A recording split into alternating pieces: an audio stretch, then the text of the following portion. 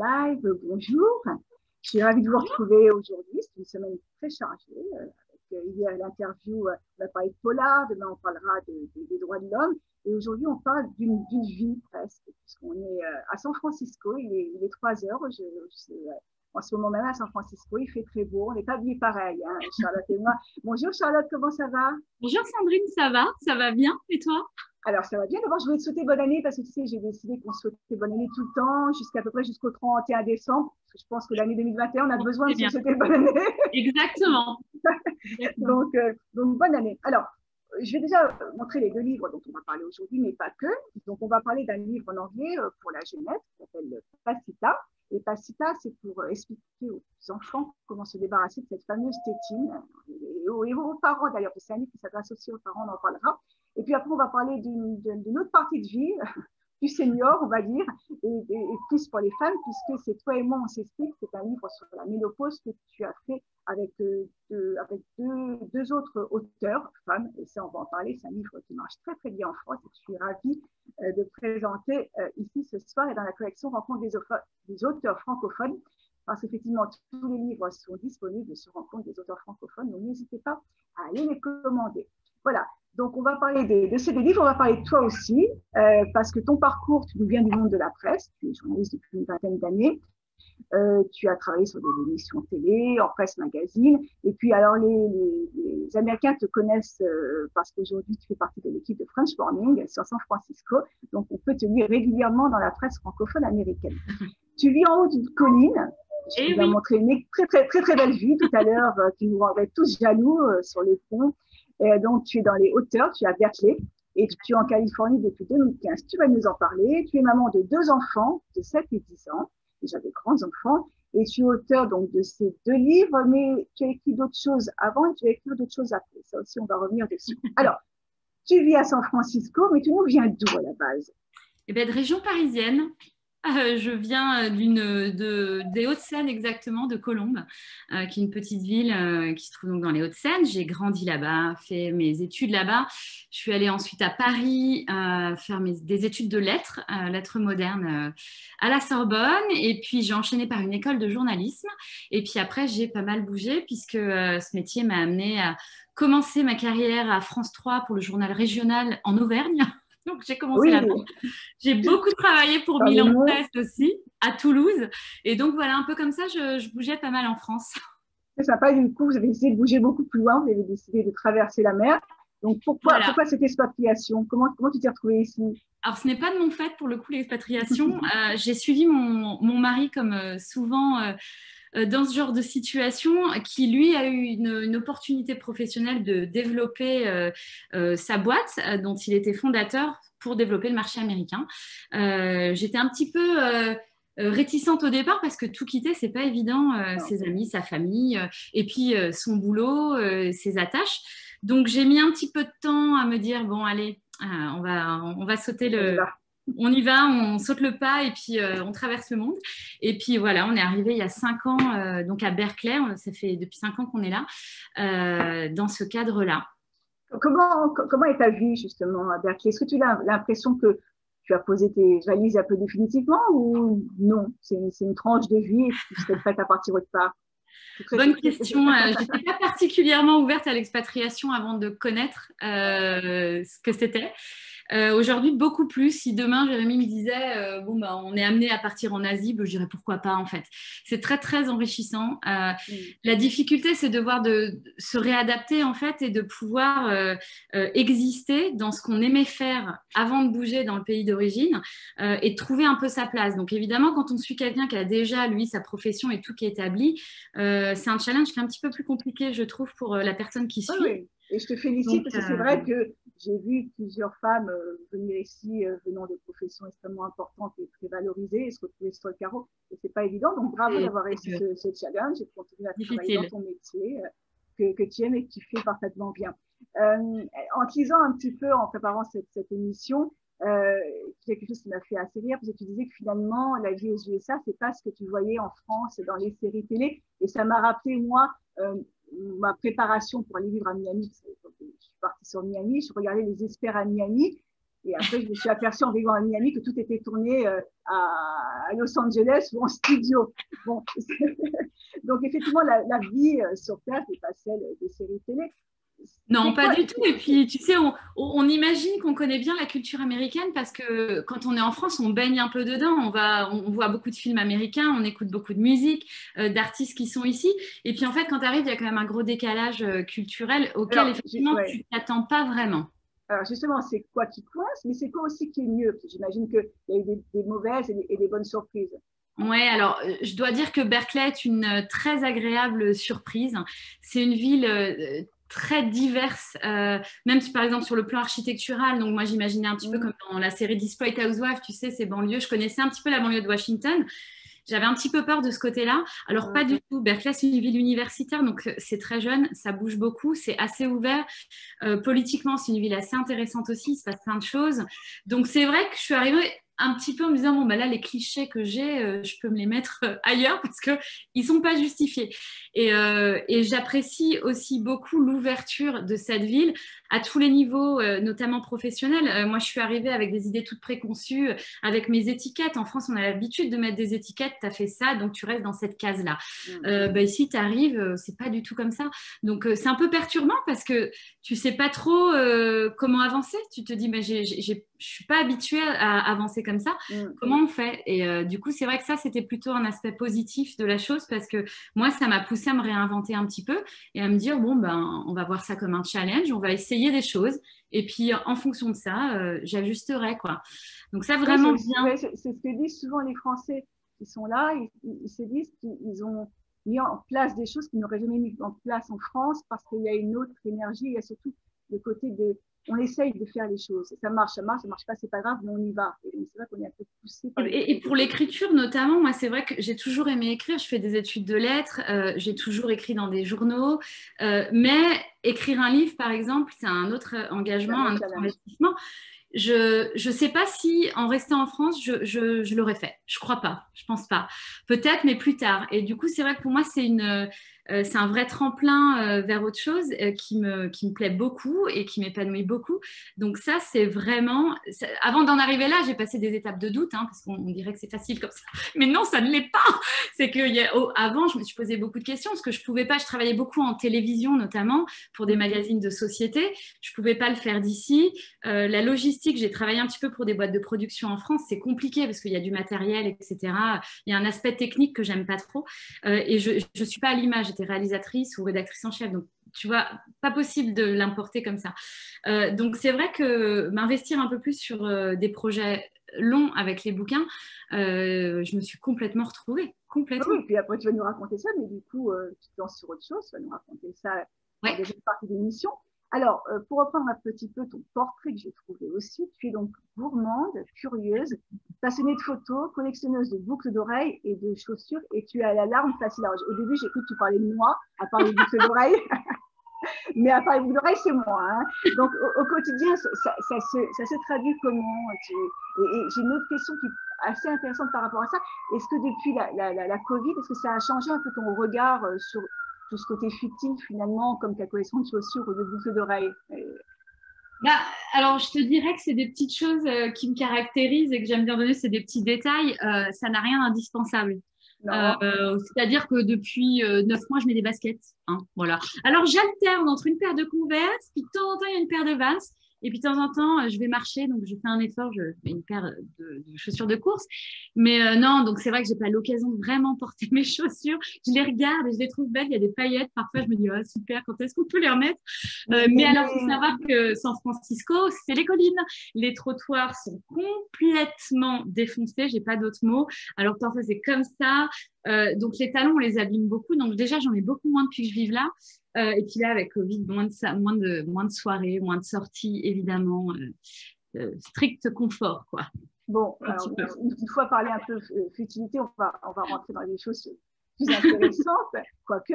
Et donc, on va parler de ton parcours. Donc, j'ai disais 20 ans de journalisme avec une spécialisation dans le reportage de société et l'envie de donner la parole aux autres et souvent à ceux qui en ont besoin. C'est ce que tu écris.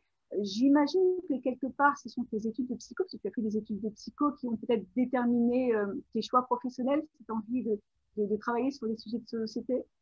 Alors, pas vraiment en fait, les choses se sont un peu enchaînées. J'ai beaucoup travaillé pour des émissions comme Ça se discute avec Jean-Luc Delarue, qui étaient des émissions qui effectivement abordaient des problématiques de société très très larges et assez diverses. Donc ça pouvait aller des problèmes d'anorexie à l'homosexualité. Et je me suis retrouvée sur le terrain à parfois manquer d'outils et de bagages pour pouvoir accompagner les personnes que je filmais. Et puis c'est un process assez long. On les suit sur plusieurs jours et puis après ils viennent en plateau. Et c'est vrai que ça me manquait un petit peu. Ça m'a toujours passionnée. J'adore ce qui a les moindres liens avec l'humain sous un peu toutes ses formes. Et donc c'est vrai que j'ai eu envie de compléter mes études qui étaient à la base des études littéraires et de journalisme par des études de psychologie parce que j'avais justement envie d'être capable de mieux comprendre la psychologie humaine et d'être capable de répondre quand j'étais sur le terrain à des problématiques parfois difficiles, hein, vraiment sensibles. Ça m'a beaucoup aidée, ça m'a confortée dans le fait que j'aimais beaucoup ça. Et les livres, que ce soit celui sur la ménopause ou que ce soit celui sur la tétine, on retrouve ça. C'est vraiment, j'aime accompagner les personnes qui ont des besoins spécifiques à un moment T de leur vie, qui vivent des défis, des challenges. Et c'est de pouvoir leur apporter des solutions, de l'information au départ. Ça, c'est le côté journaliste. Puis après, tout le côté un peu pratique et accompagnement avec, je pense, qui fait effectivement ma petite touche qui est liée à la psychologie, quoi. C'est intéressant parce que toi, je pensais que ton cheminement avait été inverse. Donc, je trouve que c'est intéressant, effectivement, de se donner des clés supplémentaires pour pouvoir mieux appréhender ce que tu as à travailler, notamment dans les interviews un peu difficiles. Comment tu es rentrée dans le journalisme? C'était un choix à la base?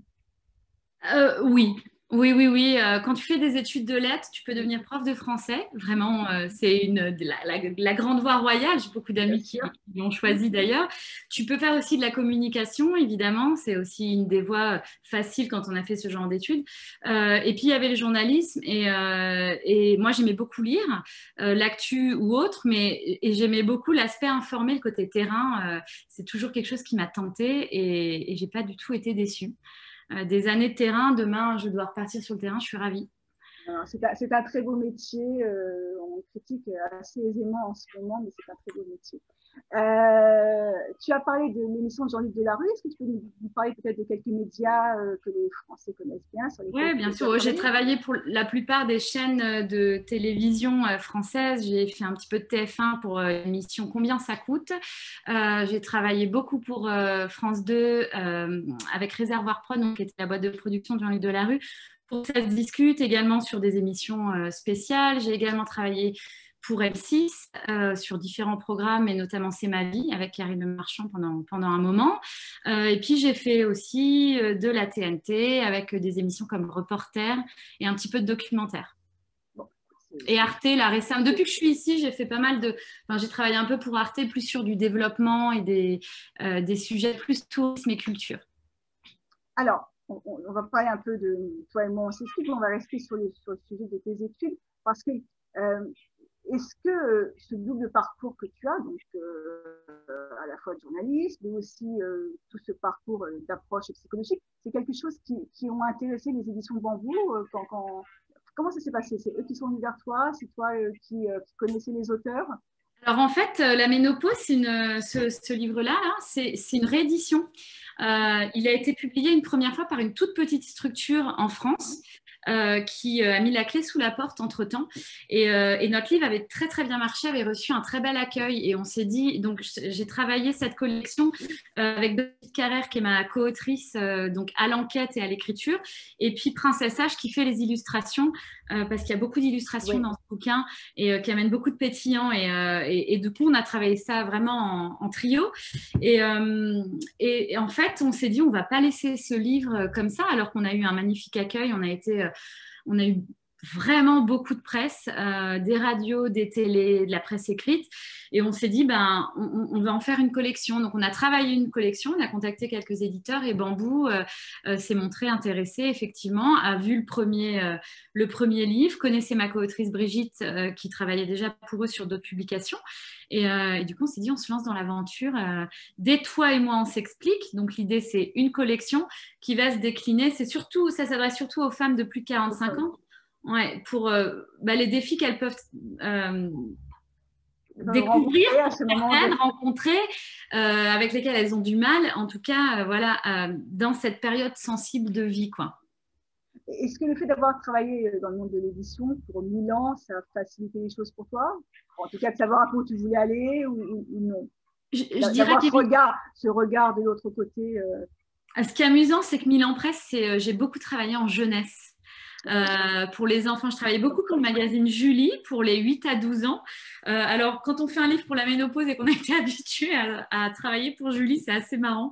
Mais justement, je pense que c'est très chouette la presse jeunesse parce que quand on est habitué à s'exprimer pour les enfants, on sait comment rendre un problème compliqué abordable. L'idée de ces livres, c'est de décrypter les phénomènes, par exemple sur la ménopause, il se passe plein de choses dans le corps, plein de choses dans la tête. L'idée, c'est de décrypter ça, mais de manière compréhensible, pas de manière scientifique. On n'est pas des scientifiques, on s'est fait aider dans chaque chapitre. Il y a des experts qui viennent clouter un peu le propos et qui ont relu tous nos chapitres. Mais nous, on a vraiment fait un travail d'enquête et d'investigation avec des interviews, avec des recherches. Et puis après, on va en parler, Charlotte, parce que je trouve que c'est un livre extrêmement intéressant, extrêmement bien fait, très, très original dans sa démarche. Donc, je voudrais juste terminer ton petit parcours et après, on va reparler un peu. Tu as aussi plusieurs expériences de bénévolat, de volontariat, et notamment avec, je crois, l'école bilingue de Berthier ou encore Entracte. On a l'impression que ça fait partie un peu de Charlotte, quoi, de psychologie, sociologie, etc. Et puis le don de soi aux autres. C'est important pour toi le bénévolat? Oui, alors ça a pris plus d'ampleur ici. Je dirais qu'en France, c'est moins développé, on en parle beaucoup moins. Quand j'ai repris mes études de psychologie, j'étais déjà adulte, je travaillais depuis des années, je travaillais en télévision. Et donc, j'ai fait ça à côté et j'ai fait un stage dans une association et ils m'ont proposé de poursuivre. J'ai trouvé ça passionnant. On a beaucoup travaillé sur les problématiques autour du suicide en milieu professionnel. Et il y a des choses d'ailleurs qui se recoupaient avec le journalisme, hein, dans les interviews, dans l'écoute, dans l'empathie, dans l'approche. Et oui, je dirais qu'aujourd'hui, ça fait complètement partie de moi. Je pense que j'aimerais faire plus. Malheureusement, la vie en ce moment fait que un petit peu débordé. Voilà, il faut gérer les enfants, tout ça. Finalement, c'est extrêmement américain. Je crois qu'il y a un chiffre, je crois qu'il y a 82% des Américains qui s'investissent d'une façon ou d'une autre dans leur communauté. Ça fait partie des choses positives dans l'état d'esprit américain qu'on découvre un peu en étant français. C'est beaucoup moins répandu en France. C'est vrai. Beaucoup moins. C'est vrai. Alors, dernier petit point sur lequel j'aimerais revenir, c'est ton blog. Tu en as plusieurs, mais moi, je t'ai connue comme ça. Je t'ai connue sur les réseaux sociaux avec Charlotte Beyond the Bridge, qui est un blog, et puis sur les différents réseaux sociaux, tu es très présente, très successful d'ailleurs, tu es très, très bien suivie. Et donc, moi, je t'ai connue comme ça. C'est parti de quoi cette envie de faire un blog? Justement, je crois que j'avais envie de m'essayer à une écriture plus personnelle. J'ai beaucoup travaillé pour d'autres, donc on se met dans le moule, on va écrire avec un certain style, une certaine manière d'informer selon la publication avec laquelle on collabore. Et en arrivant ici, il fallait tout réinventer et moi je découvrais tout avec des yeux un peu d'enfant. Je jouais à la touriste, j'adorais ça. Je découvrais une région que je ne connaissais pas du tout et que je trouvais superbe. Donc j'avais envie de partager ça déjà. À la fois parce que tu es loin, donc c'est une manière de tisser un lien et de jeter des ponts avec les gens qui sont très loin. Et puis aussi parce que j'avais envie de me lancer sur des chroniques un petit peu plus personnelles. Donc avec vraiment mon regard, mon expérience de ce que je vivais ici. D'ailleurs, on a partagé sur le blog de rencontre des auteurs francophones cette semaine un de tes petits posts sur les fameuses petites bibliothèques des rues là, qui sont tout à fait géniales. Et ce qui est très drôle, c'est que cette semaine, ils en ont installé en bas de chez moi. Donc, j'ai une petite pensée pour toi. Génial. Jolie initiative. Il paraît qu'ils en installent aussi en France en ce moment. Ouais, puis l'idée, c'est vraiment, tu vois, c'est d'ouvrir une petite fenêtre sur ce qui se passe dans cet environnement. C'est chouette de pouvoir faire ça. Ouais, c'est très sympa. Alors, je crois que Charlotte Beyond the Bridge est en train de devenir une entreprise avec plusieurs missions. C'est ce que tu es en train de construire cette année. Tu nous en parles un peu? Ouais, alors en fait, Beyond the Bridge à la base, c'est un blog sur lequel il y a plusieurs types de papiers, enfin d'articles. Il y a des choses un peu informatives, des choses vraiment qui sont l'ordre de la chronique où je vais raconter mes émotions lors d'un tremblement de terre. Et puis après, il y a des choses sur comment marche la police aux États-Unis. Donc c'est assez varié. Et en fait, cette année, j'ai eu envie de me lancer un peu plus dans l'édition pour suivre un petit peu la chaîne, comprendre un petit peu tous les acteurs Les de cette rouages. chaîne.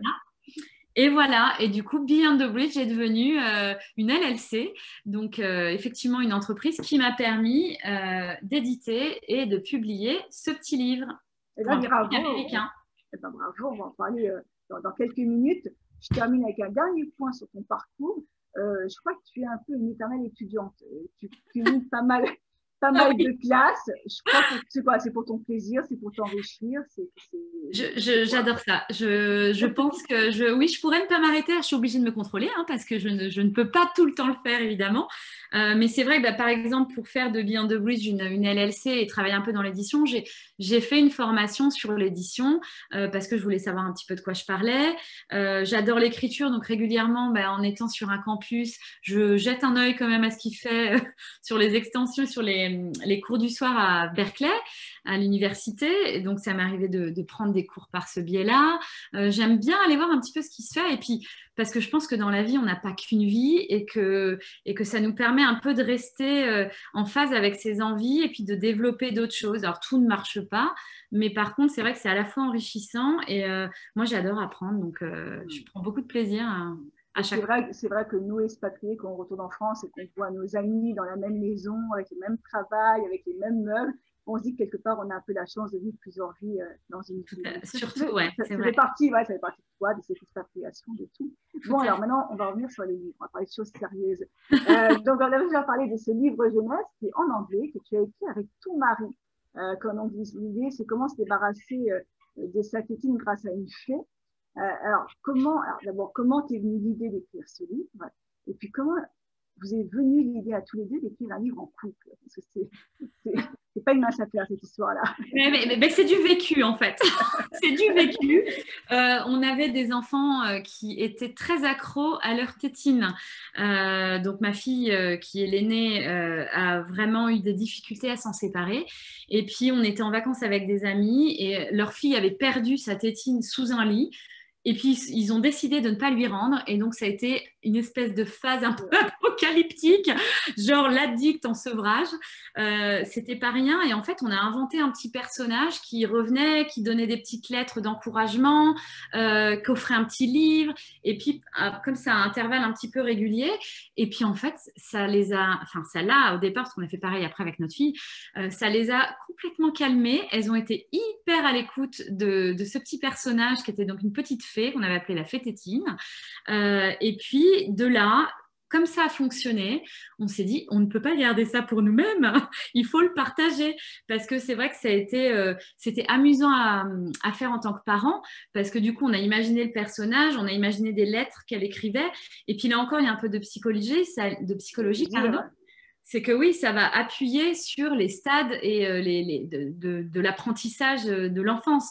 Donc, on va renforcer tout ce qui est un peu positif, le courage qu'il faut pour laisser sa tétine, la fierté qu'on peut ressentir d'avoir réussi. Et puis, on va trouver des subterfuges en cas de manque de tétine. Donc, l'idée, elle est partie de là. Et mon mari, il est musicien, pour la petite anecdote. Et c'est vrai que... perdu. Et du coup, c'est vrai qu'on l'avait vécu ensemble. Moi, je me suis dit, je vais faire un petit brouillon. Et puis toi, avec ton côté musicien et musical, tu vas essayer de faire quelque chose qui rythme un peu, tu vois, un peu comme tac au tac. Et de là, on a fait un petit poème en français à la base qui nous a servi de base. On a fait l'interview d'une psychologue pour la partie vraiment expert de ce problème. Puis, moi, j'ai fait la partie journaliste avec tout ce qui est astuces pratiques pour accompagner la démarche. Et puis alors, il faut dire que c'est un livre très joliment illustré. Qui vous a fait les illustrations? Alors, Olivier Huette, qui est un auteur qui travaille à Milan Presse, ouais, j'adore cette page. Alors, mais... Le petit du milieu, c'est le petit personnage. On ne voulait pas humaniser en fait les enfants. On ne voulait pas que ce soit genré en fait. Pas une fille, pas un garçon. C'est pas tout rose, c'est pas tout bleu. Voilà. Et c'est d'où l'idée des animaux.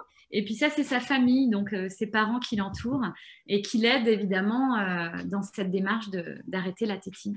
C'est un très très joli livre. C'est un sujet, je crois, qui est un sujet qui revient assez régulièrement dans la presse jeunesse américaine. Je crois qu'ici, la tétine, c'est vrai qu'après, j'ai plus les chiffres en tête, mais il y a des millions de foyers qui luttent pour littéralement pour pouvoir voilà, sevrer leurs enfants. Donc, c'est pas une solution, c'est-à-dire qu'on achète le livre et il n'y a pas 100%, ça marche, hein, mais c'est un outil vers ce chemin et nous, ça a fonctionné pour nous. Je connais d'autres gens qui ont acheté le livre, qui m'ont envoyé des petits messages en me disant mais attends, c'est génial, ça marche. Ça, j'adore ça. Ah, c'est top. Nous, c'est oui, parce que tu l'as dit, c'est aussi un livre pour les parents. Alors, je montre quelques pages comme ça assez rapidement. À la fin, il y a le regard de la psychologue aux parents. Donc, comment aider à remplacer la tétine, à écouter son enfant, à être patiente, on en a un peu parlé. C'est qui cette psychologue? Donc, il y a deux personnes qui interviennent, il y a cette psychologue et il y a Aude Mouton qui conclut le livre. Donc, qui sont ces deux personnages, deux femmes? Mais c'est un travail là vraiment d'enquête et de journaliste. J'ai cherché des experts pour pouvoir intervenir sur ce sujet, des spécialistes. Et puis d'une recherche à une autre, je les ai contactés, ils m'ont donné leur accord, donc j'ai fait l'interview et ça m'a permis de faire ces pages-là. Ouais. C'était important pour moi, j'aime bien la validation du côté expert, parce que même si on est journaliste et qu'on est porte-voix d'un propos, avoir un expert qui permet d'encadrer ce propos, je trouve que c'est bien. C'est un atout. Petite question obligée, bien sûr. Est-ce que tu l'as écrit toi-même en anglais? Est-ce que tu t'es fait un peu aider? Oui. Oui, alors, j'avais pas un mauvais niveau d'anglais en arrivant, mais dans les différences culturelles, ça aussi, on croit qu'on maîtrise l'anglais quand on arrive parce qu'on a eu l'anglais toute sa scolarité. Ah ben alors pas du tout. Pas du tout. Et puis voilà, j'ai un très French accent, très marqué. Donc ça n'a pas trop bien marché. Mais il y a aussi qu'il y a des petites expressions et les références culturelles nous manquaient. Donc on a commencé à le faire en anglais. Je dis on parce que j'ai travaillé ça aussi avec mon mari. Et puis ça marchait pas en fait, on n'était pas du tout satisfait du résultat, on trouvait que ça sonnait pas hyper bien et on a travaillé avec une coach qu'on connaissait, qui nous avait aidé quand on est arrivé et on était mais 100% satisfait d'avoir fait appel à elle. C'est pas le même texte. Non, mais c'est clair. Pas du tout. Donc, je rappelle donc que Pacita, vous pouvez l'offrir et puis pour vous, vous pouvez aussi l'offrir à tous vos amis anglophones aux États-Unis, vous devez tous en avoir un paquet. Et donc, il est disponible sur Rencontre des auteurs francophones et il est envoyé le jour même. N'hésitez pas. On va parler du deuxième livre. Donc là, juste pour info, Sandrine, il est à $14,90 parce que souvent les gens aiment bien savoir le prix. Oui, il est à petit prix parce que c'est un vrai album en dur. C'est une très belle qualité de parution. Donc, c'est vrai qu'il est un petit prix. Ça m'a pris un certain temps, je dois avouer. À trouver le petit prix, j'imagine. Trouver ou imprimer, parce que ça, c'est Beyond the Bridge, du coup, qui est l'éditeur. Voilà, j'ai appris un métier, quoi. Oui, là, c'est vraiment compliqué. J'ai souvent des auteurs français ici qui veulent réimprimer, qui ont beaucoup de mal à trouver des imprimeurs. Difficile, oui. C'est un autre sujet. Donc, on va sauter une bonne quarantaine d'années, voire un peu plus. Ça dépend des femmes, parce que la ménopause s'installe globalement entre 45 et 55 ans, on va dire, dans la moyenne. Et on va parler de Toi et moi, on s'explique, donc cette collection, et de ce premier livre, donc cette réédition sur la ménopause, ce tabou dont vous parlez, sans tabou. C'est un livre qui commence d'ailleurs par la question pourquoi parler de la ménopause alors que finalement c'est un phénomène tout à fait naturel et nous, toutes les femmes, on va toutes passer par là un jour ou l'autre. C'est un livre qui marche très bien. Moi, tu en parlais, j'ai vu beaucoup d'émissions de premier plan à la télévision, j'ai vu des articles, j'en poste régulièrement quand je parle du livre. Et puis, je vous invite justement sur Rencontre des auteurs francophones, j'ai listé quelques liens déjà intéressants, donc n'hésitez pas à voir ces interviews. Alors, ma première question, c'est est-ce que la ménopause est encore un tabou aujourd'hui en 2021? J'ose espérer que c'est de moins en moins le cas, mais parle-en à un homme Et voilà la réaction, c'est assez généralement, ça illustre bien la chose. Moi, quand on m'a proposé, la première, hein, quand on m'a proposé de travailler sur ce sujet, je me suis dit, mais il y a quoi à raconter sur la ménopause? Et puis j'ai commencé à en parler autour de moi. Et j'ai vu les réactions et je me suis dit, bon, alors il y a un vrai problème en fait. Il y a ceux qui font des blagues, un peu potaches, hein, mais bon, on s'en passerait volontiers. C'est comme sur les règles, ça va 5 minutes. Il y a ceux qui ne sont pas du tout informés et celles qui ne sont pas du tout informées et qui ne savent pas trop ce qui va leur tomber au coin du nez, alors qu'effectivement, comme tu l'as dit, on va tout y passer. Et puis, il y a des approches culturelles différentes. Je pense qu'en France, aux États-Unis, ça l'est un petit peu moins, je trouve, qu'en France. Des mamans à la sortie de l'école, j'ai pu en parler sans aucun tabou. En France, c'est encore des sujets avec lesquels on n'est pas super à l'aise. J'espère qu'on va l'être de plus en plus, mais c'est comme, tu as raison, tu parlais des hommes, mais c'est vrai que les femmes, on a l'impression aussi que c'est une perte de la féminité ou une perte de la jeunesse. Enfin, il y a quelque chose qui part et qui est extrêmement douloureux pour les femmes de passer cette étape. Et puis, à l'angoisse, on te dit, bah, t'es protégée pour le cœur, t'es protégée pour plein de choses, pour tes os, etc. Qu'est-ce qui va m'arriver quand demain, bah, tout va s'arrêter, quoi. Donc, le but de ce livre, c'est un peu de dédramatiser quand même tout ça. Ben, oui, le but, c'était alors à la fois donc d'informer, parce que c'est vrai que là-dessus, ben, c'était de donner vraiment l'explication de ce qui se passe, à la fois sur le plan physique, psychique et social, enfin tout ce qu'il y a autour. Donc ça, c'était le plan de départ, et de décrypter les différentes étapes, tout ce qui peut s'y passer, et d'y apporter des solutions. Parce que le livre, évidemment, il y a plusieurs chapitres, chaque chapitre va s'atteler à parler d'un symptôme qui peut potentiellement arriver avec la ménopause. Oui, rassurez-vous, tout n'arrive pas. Mais tout n'arrive pas. Non, mais heureusement. Donc, il faut piocher. Il y a une illustration très drôle de Princesse H au début qui dit pioche ta ménopause, et puis elle dit barbichette, sûrement pas. Et puis, ça, j'en veux pas. Non, l'idée, ouais, c'est vraiment alors dédramatiser.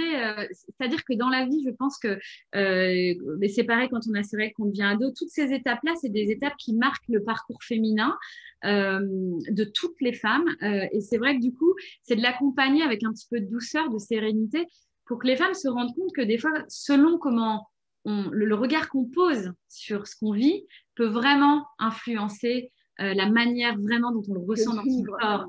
Donc, ne pas le vivre dans le tabou, il faut en parler, faut consulter parfois, et puis il faut être bien accompagné, c'est hyper important. Donc, ce livre, il dit toutes ces choses-là avec une petite touche d'humour, parce que c'est important aussi. Oui, une petite touche d'humour, puis c'est ces petits dessins très rigolos. On va revenir un peu sur ce qu'il y a dans chaque chapitre. Il y a une préface aussi du professeur Lopez, qui est spécialiste de la ménopause. Là, encore une fois, je l'ai bien compris, c'était important pour vous d'avoir cette caution médicale. Oui, parce que la ménopause, c'est quand même, dans la tête de beaucoup de gens aussi, hein, ça reste quand même un sujet assez… On va chez son gynéco, on va aller chez le médecin pour pouvoir en parler. Il y a un aspect psychologique, il y a un aspect sur le désir, sur l'humeur aussi, qui est quand même important, dont on parle aussi dans le livre.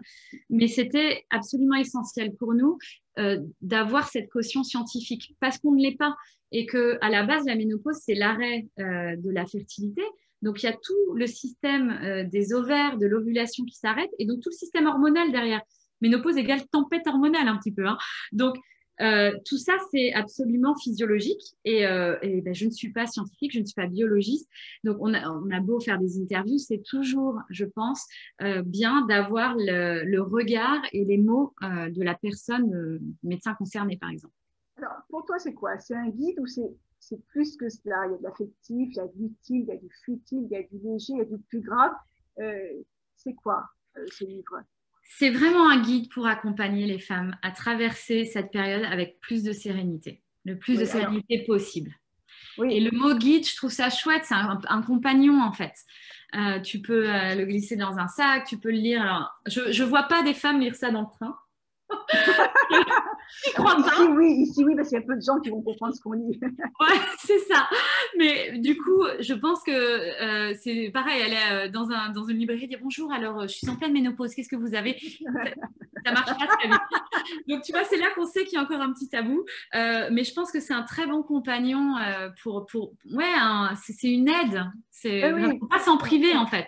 Ouais, on découvre vraiment ce qui se cache en réalité derrière la ménopause et ce qui nous attend. Mais avec un ton nouveau. Moi, j'aime bien les titres, par exemple, C'est moi où il fait chaud, même pas mal. Donc, voilà, c'est un petit recul humoristique qui fait qu'on prend les choses avec moins de gravité, peut-être. Et Et puis, ça, vous abordez. complicité Ouais, aussi. C'est oui, important pour complicité. nous hein, de se montrer complice. Enfin, Mm. c'était pas on va vous faire une leçon sur ce qu'est la ménopause, parce que ça, je pense que l'information peut y avoir accès, mais c'était on va tout vous regrouper. Et puis, ce qu'on a rajouté vraiment, c'est ce regard sur les événements et sur les symptômes et sur les solutions, la petite touche Oui, des d'humour et puis astuces, vraiment des petits ouais, conseils.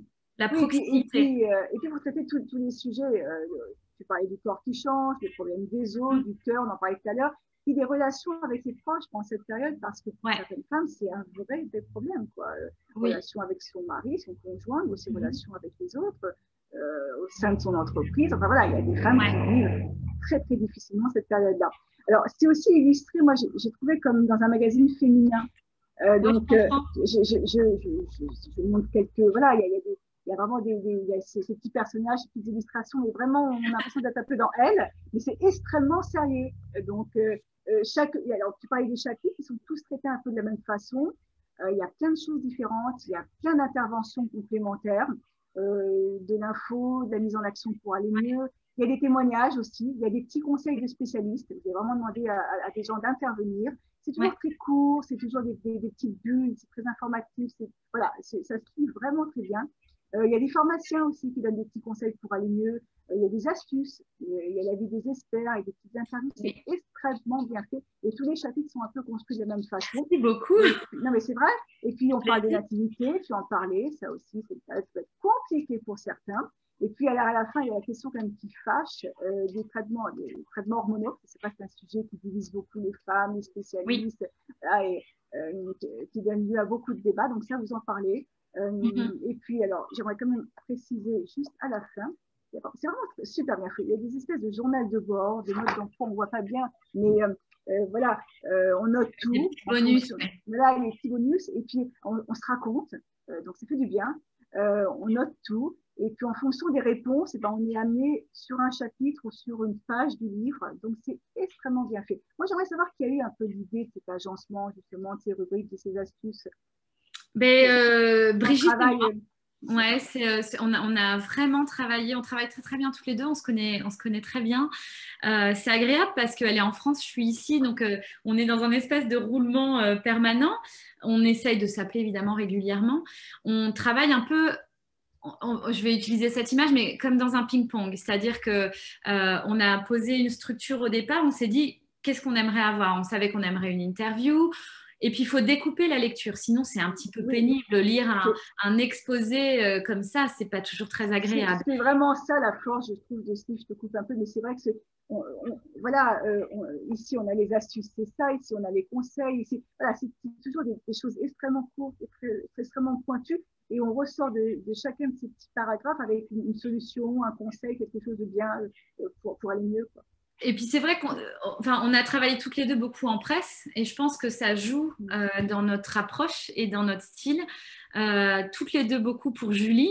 Julie, c'est un magazine où on tutoie la lectrice et on avait envie de quelque chose, comme je te disais tout à l'heure, un peu dans la proximité, qui ait du rythme. Et puis, comme on n'est pas concerné par 100% de ce qui est dit dans ce livre, quelqu'un qui a juste envie de se renseigner sur les bouffées de chaleur ou trouver des solutions pratiques, on avait envie qu'on ouvre le livre et qu'on se dise, alors là, il y a quoi? Et que ça ressorte. Alors, j'ai parlé de l'équipe, je tiens aussi à parler de Laurence. Laurence, c'est notre maquettiste.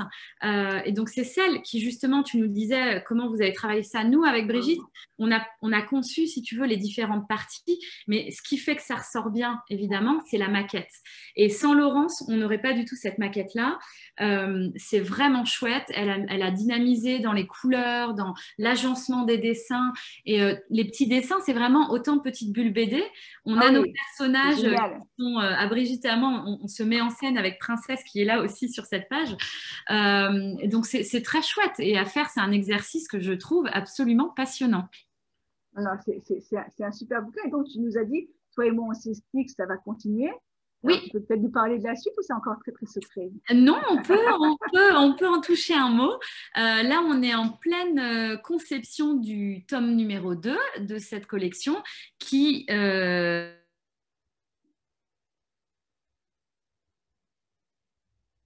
Ils ont perdu Charlotte. Alors, Charlotte est figée.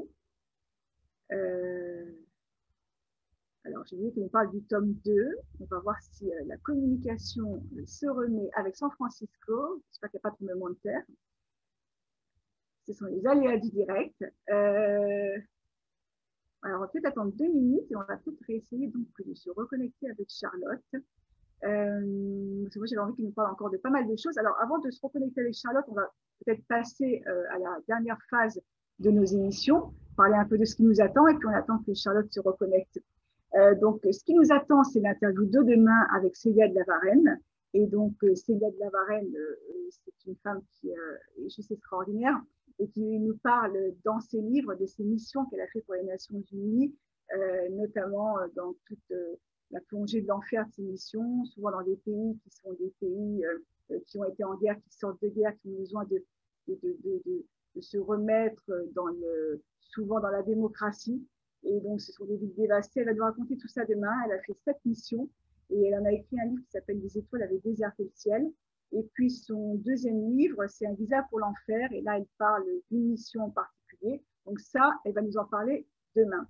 Alors, Charlotte a disparu. J'espère vraiment qu'on va la retrouver. En attendant, je vais vous parler de ce qu'on a reçu cette semaine parce qu'on a reçu beaucoup de nouveautés. Et je vous invite à les découvrir sur le site Rencontre des auteurs francophones. On a reçu des livres de Jacques Anthone. Alors, attendez, Charlotte nous revient.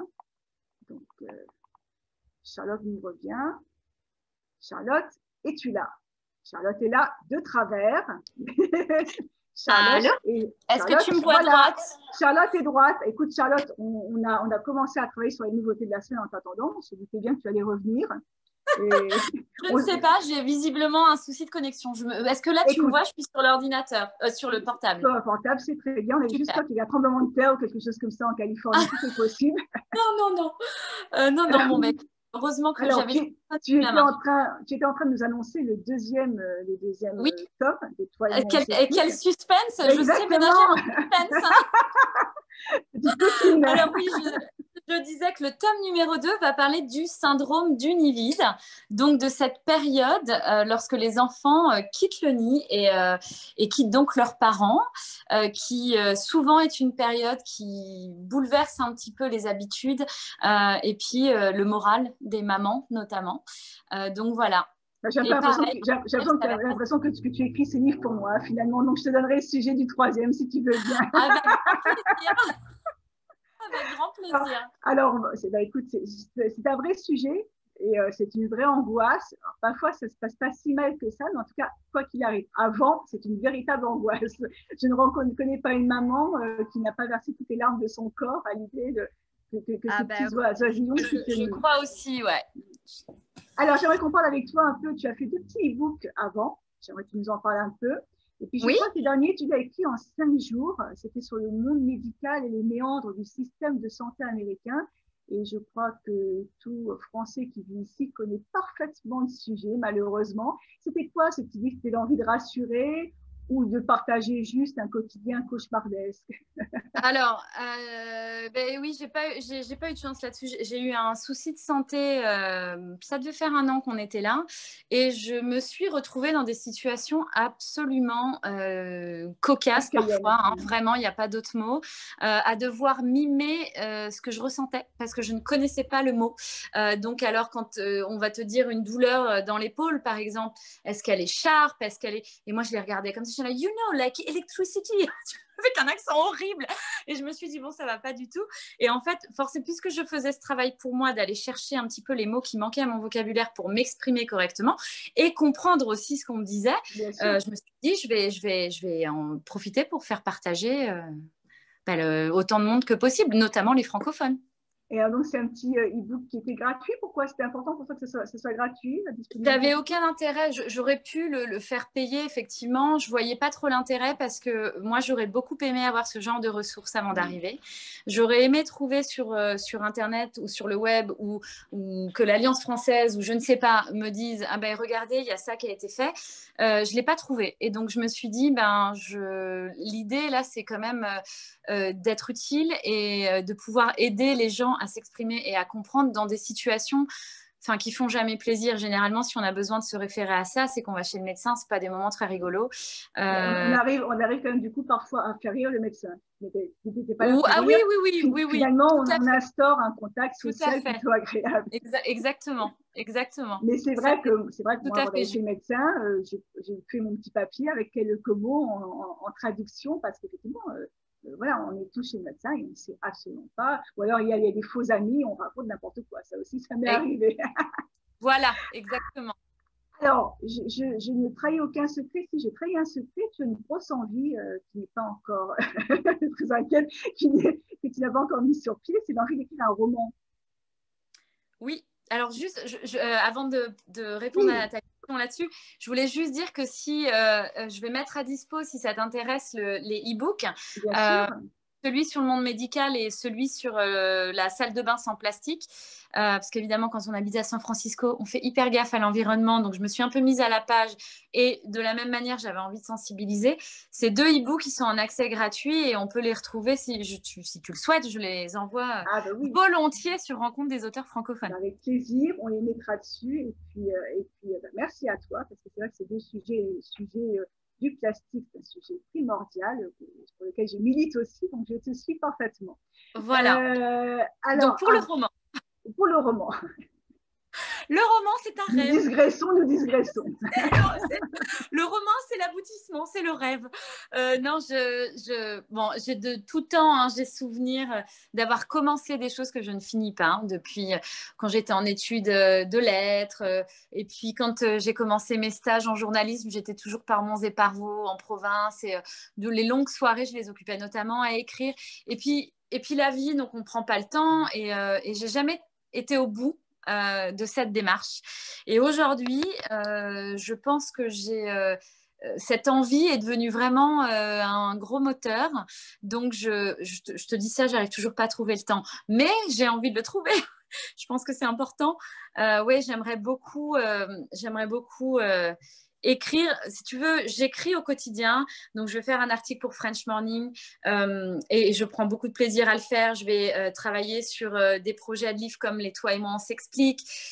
Ça reste mon métier, ça reste le journalisme. À la base, il y a de l'enquête, il y a la retranscription. Et un peu comme j'ai lancé mon blog parce que je voulais faire des chroniques un peu plus personnelles, pour moi, le roman, on est dans un style complètement différent. J'ai envie d'essayer cette forme-là parce que je la connais pas. Je pense qu'elle peut aussi me surprendre.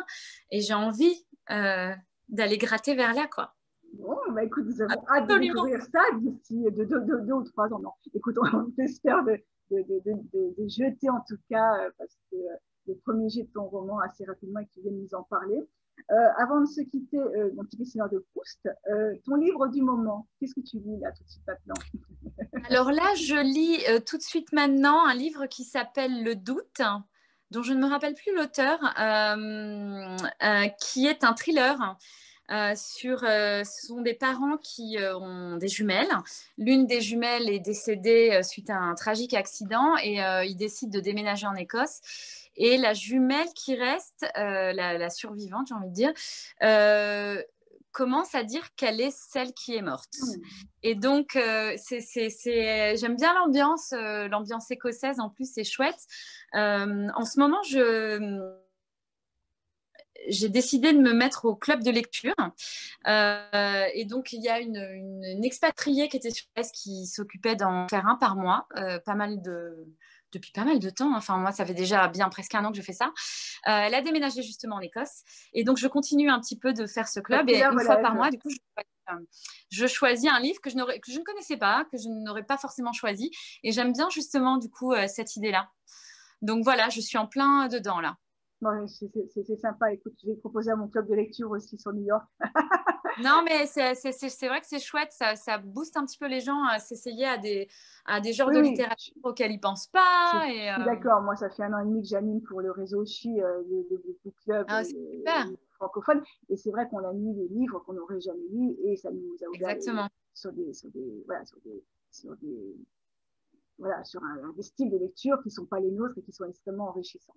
Alors, ton livre de chevet, c'est un livre que tu aimes peut-être offrir ou un livre que tu aimes relire? Est-ce que là, tout de suite, maintenant, tu penses à un livre qui est un livre important pour toi? Alors, oui, mais alors, ouais, Le chien-dent de Queneau. Voilà, j'ai beaucoup travaillé sur Raymond Queneau lors de mes études. J'en ai Ouais, fait j'imagine. ma prise. J'aimais beaucoup et c'est un livre qui a compté pour moi. Pourtant, c'est peut-être pas le meilleur ou le plus puissant dans ce que j'ai lu, mais il a déclenché plein de choses. Je l'ai trouvé étonnant, différent. Et donc, c'est un livre que j'aime bien offrir à plein de gens qui me disent, mais pourquoi tu m'as offert ça? C'est quand même très spécial. Bah oui, mais Mais justement. voilà, Euh, non, ouais, je dirais Le chien-dent parce il m'a beaucoup marqué. Et puis bon, j'en ai quand même fait effectivement un sujet de mémoire. Donc, donc ça t'a marqué. Est-ce qu'il y a un auteur, je parlais de Keno, mais est-ce qu'il y a un auteur dont tu as tout lu ou presque? À chaque fois qu'il y a un livre qui sort, tu dis ça, c'est incontournable, je suis obligée de le lire. Peut-être que tu as des auteurs comme ça fétiches. pas trop. Alors, je lis beaucoup ce que fait Leïla Slimani, Oui. mais c'est pas une auteure qui a une longue carrière de bouquins derrière elle. Non, je vais un petit peu. Alors, quand j'aime vraiment beaucoup, bah, par exemple, Queneau, j'ai beaucoup travaillé, j'en ai lu beaucoup. J'ai des phases, en fait. Donc là, en ce moment, je suis dans Éric Emmanuel Schmitt, donc je m'en fais plusieurs. Ouais, Je voilà. connais. Mais c'est vrai que je suis un peu comme toi. Que quand je tombe sur un livre qui me plaît, je dis Qui me tiens, plaît, on je va en commander creuse. une petite dizaine. Oui, puis des fois, j'aime bien voir comment le style il évolue aussi d'un livre à l'autre. Puis parfois, j'aime bien faire un classique. Alors, il n'y a pas longtemps, j'ai relu un livre alors pour le coup, vraiment, que j'adore. Si on me demande un livre, enfin, si je dois conseiller, je conseille toujours Le Comte de Monte-Cristo Ouais. d'Alexandre Dumas parce que et mon mari ne l'avait pas lu, il l'a lu l'année dernière et il m'a dit, mais pourquoi tu ne me l'as pas dit avant? Enfin, Oui, c'est intéressant, on oublie de et relire les classiques. Ouais, c'est voilà, intéressant, il faut le quelques faire. classiques de temps en temps, c'est Ouais, chouette. ouais. Alors, tu nous as dit que tu étais gourmande. Est-ce que tu as un plat, une gourmandise préférée, une petite madone Oh de là là, je suis Proust? tellement gourmande que si seulement il y en avait un, je serais presque heureuse. Non, j'adore le chocolat, évidemment, les desserts au chocolat, mais j'aime tout, le sucré, le salé, le fromage, les gâteaux au citron. Oui, le millefeuille peut-être, là, ce qui me manque parce que j'en trouve pas ici, je dirais un bon millefeuille, ça me ferait très plaisir. On va peut-être faire un appel. Si dans la région de San Francisco, quelqu'un sait où on peut acheter un bon millefeuille, vous Très n'hésitez plaisir. pas. Alors, ton lieu favori, alors à Berkeley ou à San Francisco, un lieu où tu aimes aller, tu aimes te ressourcer, tu aimes te poser? J'aime beaucoup la marina de Berkeley, en fait, Berkeley, c'est une ville qui se trouve en face de San Francisco, donc on a une vue sur la skyline, sur tout l'horizon, avec la baie, le pont, et on voit le Bay Bridge qui traverse, le Golden Gate, au milieu, il y a San Francisco, et généralement, il y a beaucoup de vent, c'est assez dénudé, et je trouve ça ouais, très ressourçant, très beau. Alors, une autre ville dans le monde où tu te sens chez toi, à part Colombe. Non, mais c'est vrai que Paris, en ce moment, ça me manque. Je sais que l'ambiance est difficile aussi là-bas. Les vieilles pierres me manquent, en fait. Une ville de Sicile, une ville d'Italie. Je pars demain. Hein, je pars à Rome, Florence. Ça me ferait vraiment beaucoup de bien. Lisbonne, que j'aime beaucoup aussi. Mais une ville européenne avec de la vieille pierre, c'est pas que je m'y sens chez moi, mais je me sens bien. Sans ressources, je suis d'accord, je partage aussi. Donc, je rappelle les deux livres qui sont actuellement en rencontre des auteurs francophones. En anglais, Pacita, pour se débarrasser de la tétine, c'est pour les enfants et c'est pour les parents. Et puis le premier tome, enfin le premier livre de la collection Toi et moi, on s'explique sur la ménopause, un tabou sans tabou, on en a largement parlé. Tous les conseils, ils sont disponibles, ils sont envoyés le jour même et à petit prix parce que nous faisons en sorte que les livres soient envoyés à tout petit prix chez Rencontre des auteurs francophones, c'est important. On vous retrouvera Charlotte dans quelques semaines, puisque Charlotte est une de mes invitées dans le Festival des 5 continents, puisque Rencontre des auteurs francophones a été invitée par l'Organisation de la francophonie et par NYU pour présenter une capsule. Et donc, ces capsules, il y aura 10 femmes de 10 pays du monde. On sera en direct. Et sur les thèmes, ce sera donc être auteur femme en 2021. Et donc, on parlera de ça. Je serai ravie d'accueillir Charlotte pour représenter la côte ouest des États-Unis. Tu restes avec nous 2 secondes. J'étais en train de présenter, avant que tu reviennes, ce que j'ai reçu cette semaine. Donc, j'ai reçu 2 livres de Jacques Anton. Ce sont des livres historiques où on parle de cavaliers, on parle d'Isabelle, une femme cavalière tout à fait surprenante. Et Jacques Anton est à la base un cascadeur, justement, un cascadeur équestre. Il a tourné dans des films incroyables que vous connaissez tous. Il a fait plus de 200 films et aujourd'hui, il écrit extrêmement bien. Donc, on vient de recevoir ça. Dans ce qu'on vient de recevoir aussi, alors des choses que j'ai reçues cet après-midi, je n'ai absolument pas décortiqué, c'est La malédiction du cinquième Dieu. Donc voilà, ce sont les éditions Plus qui m'ont fait parvenir ces deux ouvrages. Et un autre ouvrage qui s'appelle L'Ange révélateur, là, de Frédéric Zindiel. Je vous en parlerai parce que je ne les ai absolument pas regardés pour l'instant. Un livre, petit clin d'œil, de mon ami Michel Fremder. Michel Fremder, c'était le patron de la communication des trains expositions. Je le connais depuis 30 ans. J'ai fait des trains expositions à travers la France totalement incroyables avec lui. Et à côté, dans Michel, il écrit depuis très longtemps. Et ça, je crois que c'est son 6e roman, Un homme à protéger. Voilà, il en a vraiment besoin, Michel. Et puis, on a reçu Ronald Sicurel pour nous parler de son Égypte des années 50, avant l'arrivée de Nasser. Mais Ronald Sicurel, c'est un spécialiste du cerveau, un professeur suisse, et qui a bien décidé que la machine ne remplacera pas l'homme, et ça nous va bien. Et donc, j'ai reçu ce livre. J'en ai peu, ils sont déjà extrêmement bien partis. Vous avez été extrêmement intéressés par le sujet. Je termine, je fais vite. J'ai reçu 2 livres de Lydia Mirjlanian, qui est une humoriste, notamment en radio dans le sud de la France. Elle a écrit ces 2 petits bouquins. Vous avez peut-être lu déjà un article dans la presse ici sur Le boulot, ça me travaille, c'est son dernier roman. Et elle nous a fait parvenir aussi La ligne pourquoi on a décroché. Et ce sont des petits romans un peu témoignages, elle met également d'elle-même. Et puis je termine avec un livre dont on a parlé dans French Morning, La beauté du vice de Marc de Sisoni, qui est un restaurateur sur Las Vegas et qui sort un livre dont on parle déjà beaucoup. J'ai déjà des précommandes sur ce livre. Ils viennent d'arriver aussi aujourd'hui. Ils ne sont même pas en ligne pour à l'achat. Ils seront en ligne en fin de semaine. Et puis, le dernier livre de Chris Simon que j'ai reçu hier, les livres sont des romans noirs pleins d'humour. Ça se lit extrêmement bien. C'est un petit bonheur. Vous savez tout, j'en ai plein les jambes. On va terminer donc sur cette parole. Merci vraiment, Charlotte, d'avoir été en direct avec nous de San Francisco. Je suis ravie de t'avoir eu. C'est toujours un plaisir de discuter avec toi. Charlotte est une personne extrêmement bien. C'est toujours un grand plaisir d'échanger avec elle. Charlotte, on se retrouve dans quelques semaines. En attendant, on te lira dans French Morning et puis autre part. Et puis, tu nous tiens au courant des avancées du roman. Avec grand plaisir. Merci beaucoup. À bientôt. Nous, on se retrouve demain avec Célia Davaren. Merci à tous. Au revoir.